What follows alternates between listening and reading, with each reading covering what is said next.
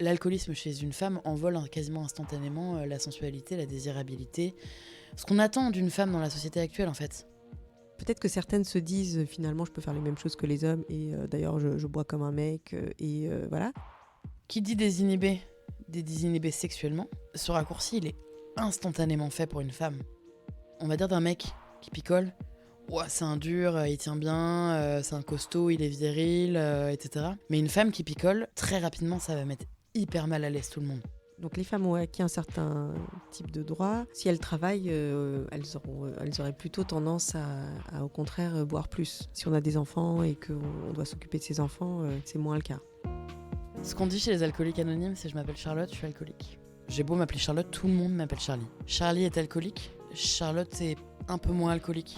Il n'y a pas de Dr Jekyll et Mr Hyde quoi, il y a pas de... C'était moi à 100%, c'était Charlotte et Charlie. Sauf que Charlotte cachait son alcoolisme là où Charlie l'assumait un peu plus. Moi, c'est Charlotte que j'ai connue. C'était une de mes collègues dans une grande radio nationale pendant à peu près 1 an. Et jamais de la vie, j'aurais deviné qu'elle était alcoolique. Pourtant, pendant cette période, elle boit beaucoup, pour un tas de raisons. Je suis déjà partie en reportage avec elle toute une journée, on était dans la même voiture, on a mangé ensemble, on a marché, on a interviewé plein de gens, notre tournage était horrible, on a galéré. Et alors c'est peut-être un peu cliché, mais Charlotte sentait pas l'alcool et je l'ai pas vue boire une goutte. C'est souvent ça l'alcoolisme pour les femmes. C'est plus clandestin, c'est plus caché, il paraît que c'est la honte. Et pourtant, à l'abri des regards, 1,5 million de femmes ont des problèmes d'alcool en France.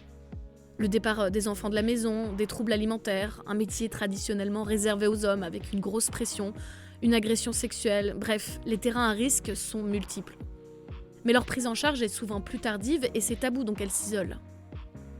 Avec le témoignage de Charlotte, ou Charlie, j'aimerais essayer de comprendre ce qui se joue pour une femme qui boit. Quelle est l'influence de son milieu social, de son travail, de sa sexualité ? Pourquoi l'émancipation d'une femme passe parfois par cette addiction ?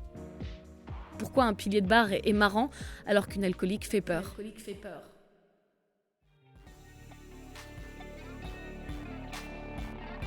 Les clandestines, le tabou des femmes alcooliques, un podcast de la série Thérapie de groupe sur Friction, réalisé par Laura Taouchanov.